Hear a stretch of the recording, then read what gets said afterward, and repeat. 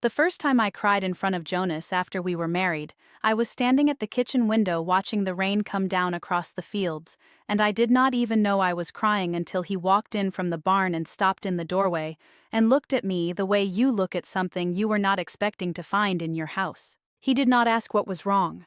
He did not come to me. He stood there for a moment with the barn smell still on his coat, and the rain still dripping from the brim of his hat, and then he said very quietly, very evenly, the way Jonas said most things, "Clara, what does your crying solve?" I wiped my face. I said nothing. I turned back to the window. He hung up his hat. He sat down at the table. And that was the end of it. I told myself it was nothing. I told myself he was a practical man, and practical men do not always know what to do with tears, and that this was simply how Jonas was built, and that I should not expect from him what he did not have to give. I told myself all of that standing at that window with the rain coming down and my face still wet. And I believed it, the way you believe something when the alternative is too heavy to carry. What I did not know then, standing at that window at 20 years old with 6 weeks of marriage behind me and a whole life of it ahead, was that this was not a moment.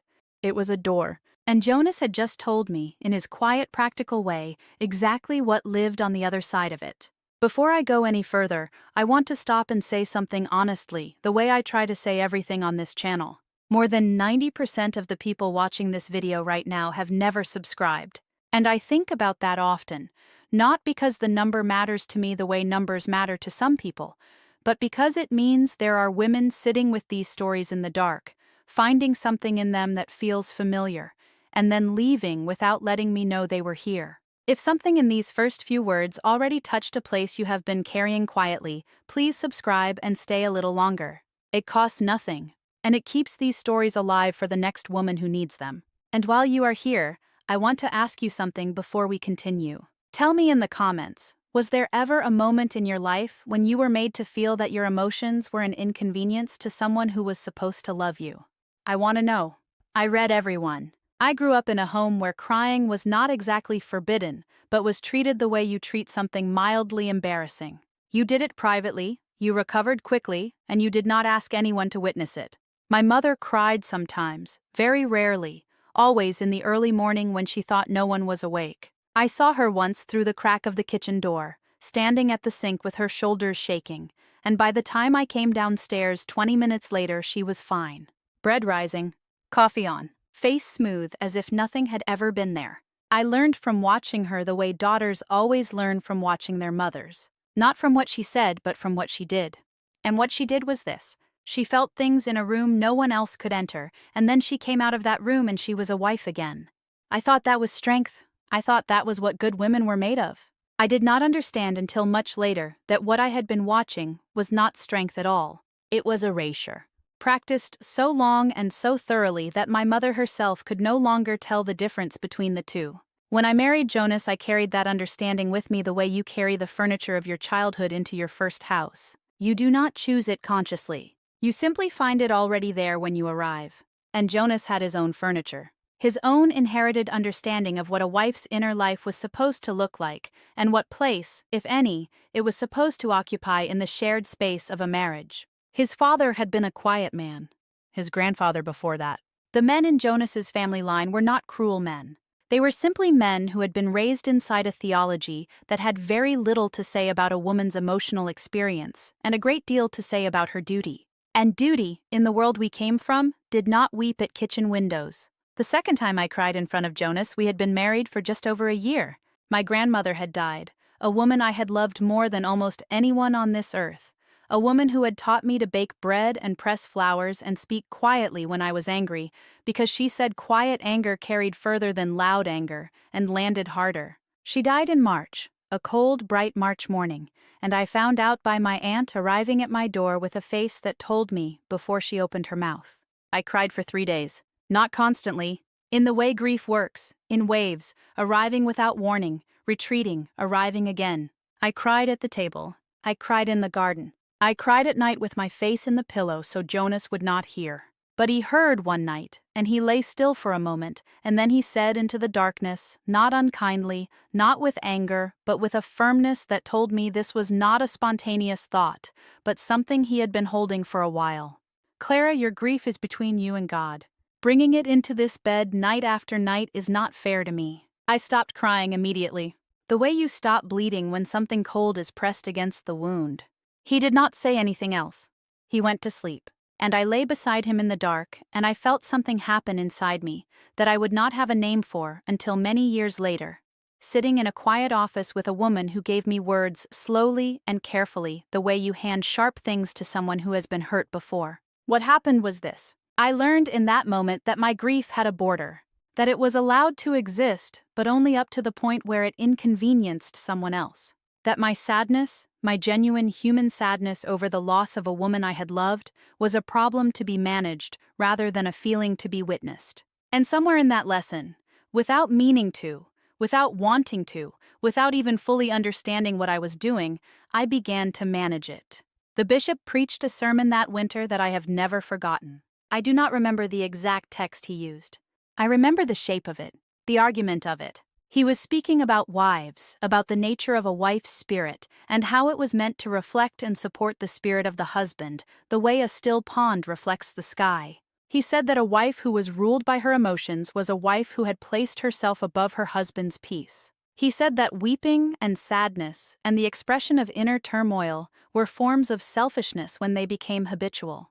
That a wife's first obligation was to the atmosphere of her home, and that an atmosphere of sorrow was an atmosphere that invited the wrong things in. I was 21 years old sitting in those benches with my hands folded in my lap, and I heard that sermon go into me the way cold goes into stone. Slowly. All the way through. Afterward, walking to the wagons, my mother-in-law Edna fell into step beside me and said, without looking at me, in the voice she used for things she considered settled, "A husband should not have to carry his wife's storms. That is not what he married her for." I said nothing. She patted my arm once and walked ahead to where Jonas was standing with his father. And I stood there on that cold November ground between the church house and the wagons, and I understood that what had happened in my marriage, the quiet management of my crying, the firm border Jonas had drawn around my grief, was not an aberration. It was not Jonas being unkind in a way that was particular to him. It was the community's understanding made manifest in my bedroom. It was theology in a nightshirt. It was the bishop's sermon enacted in the dark. My crying was a sin against my husband. Not because Jonas had decided that, because the whole world I lived in had decided it, long before Jonas and I were born, and had simply deputized him to enforce it. I want to tell you what happened to me after I understood that. I want to tell you it made me angry. I want to tell you that anger cracked something open, and the real Clara came flooding out, and I stood in my truth and refused to be silenced. That would be a satisfying story. That is not the story that happened. What happened is quieter and in some ways more devastating than anger. I stopped. Not all at once. Not dramatically. In the way a river stops in a long cold winter, not with a crash, but with a gradual thickening, a slowing, a freezing over so slow you almost do not see it happening, until one morning the whole surface is solid and still, and you cannot remember exactly when the water stopped moving. I stopped crying in front of Jonas. I stopped crying in front of anyone. I learned to feel things in the interior room my mother had built in herself, the room I had watched her use through the crack of a door when I was small, and I learned to come out of that room with a smooth face and warm hands, and the precise performance of a woman who was fine. And here is what I need you to understand, because this is the part that took me the longest to see clearly. It worked. The house was more peaceful. Jonas was easier. The community approved of me in a way that registered as warmth, as belonging, as the specific satisfaction of being a woman who is doing what she was made to do. I was complimented quietly, in the sideways Amish way, for my steadiness, for my temperament, for the calm of my household. Women at church told me I had a good spirit. My mother-in-law began looking at me with something that was almost approval. And inside, in the room no one could enter, something was going wrong in a way I did not yet have words for. The problem with learning to stop feeling in front of people is that feelings do not simply wait politely in the room you have put them in. They migrate. They find other places to live. They show up in your body, in a tightness across your chest that is there when you wake up and there when you lie down, in a heaviness in your arms that makes ordinary tasks feel like moving through water. In a blankness that descends sometimes in the middle of a conversation, a meal, a moment, a blankness that you have to actively fight your way out of before someone notices you have gone somewhere they cannot follow. They show up in your sleep, or in the absence of it, in the hours between 2 and 4 in the morning when the house is dark and everyone else is breathing evenly, and you are lying in the center of your own life, feeling nothing and somehow feeling that nothing more intensely than you have ever felt anything. I had 3 children by the time I was 24. I loved them with a love that was the one thing I never learned to manage or contain. My love for my children lived outside the room I had built. It was too large. It refused to be interior. It came out of me in ways I could not control, in the way I held them, in the stories I told them at night, in the fierce, unreasonable terror I felt whenever one of them was sick or hurt or afraid. That love was the thing that kept me human during the years when I was learning to be otherwise. Jonas never asked me to stop loving the children. That was not something the community concerned itself with. A mother's love was productive. It raised good Amish children. It was useful in the way I was useful, and so it was permitted. But my grief was not useful. My sadness was not useful. My fear, my loneliness, the specific ache of lying beside someone every night and feeling entirely alone, those things served no function the community could identify, and so they were inconvenient, and so they were managed, and so I managed them. The winter I turned 25, a woman in our district named Sarah lost a child. A boy, 4 years old, to a fever that came fast and took him faster. I went with the other women to help with the preparations, the washing, the cooking, the sitting with Sarah in her kitchen while the men handled the outside of the grief. Sarah sat at her table and she wept without stopping. Not the careful, contained weeping I had trained myself to produce on the rare occasions I allowed it. Full body, ancient, animal weeping, the kind that has no self-consciousness in it, the kind that does not care who is watching. She wept and she rocked and she said her son's name over and over. And the women around her, good women, kind women, women who loved Sarah and felt her loss genuinely, began, very gently, very quietly, to manage it. Sarah, you must eat something. Sarah, the children need to see you steady. Sarah, he is with God now. Your grief dishonors the gift God gave you. That last one came from an older woman. She said it with complete sincerity. She believed it. I could see that she believed it. She was not being cruel. She had been taught, the way we had all been taught, that grief expressed too loudly and too long became something spiritually problematic, that it questioned God's plan, that it burdened the community with an emotion that was not productive. And I sat across from Sarah, and I watched the women gently, lovingly, collectively teach her the same lesson I had been taught, that her feelings had a border, that the expression of them was a gift she could give or withhold, that withholding them was holiness and expressing them was selfishness, and that the sooner she found the room inside herself and put the grief in it, the sooner everyone could be well again. I sat across from Sarah and I felt something shift inside the frozen river of me. Not a thaw, not yet. Something smaller, a crack in the surface, a sound beneath the ice that I had not heard in years. It was the sound of something still alive down there. I want to step outside the story for a moment. I want to say clearly what was done to me and to Sarah and to my mother and to the long line of Amish women stretching back through the generations who were taught in their kitchens and their churches and their marriages that their emotional lives were a burden to be managed rather than a truth to be witnessed. My therapist has a word for it. She has several. Emotional suppression enforced through social and spiritual pressure. The systematic teaching, embedded in theology and community practice, that a woman's feelings are only acceptable insofar as they do not inconvenience the people around her. Grief shaming. The transformation of natural human sorrow into a moral failing.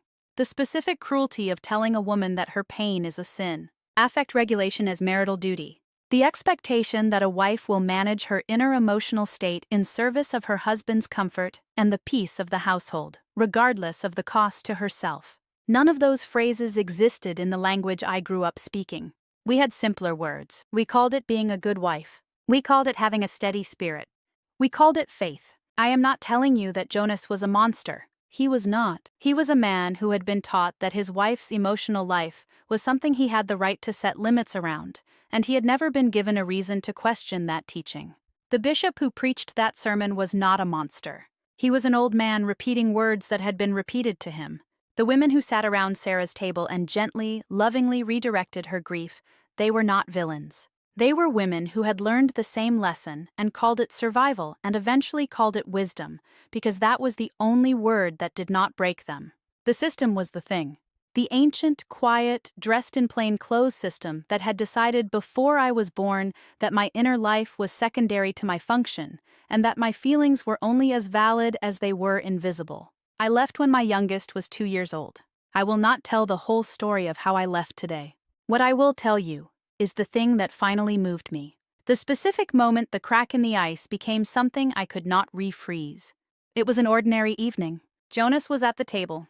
The children were in bed. I was washing dishes and I broke a cup, a plain white cup that I had had since before we were married, a cup from my mother's kitchen, and I stood at the sink holding the 2 pieces of it, and I felt grief arrive.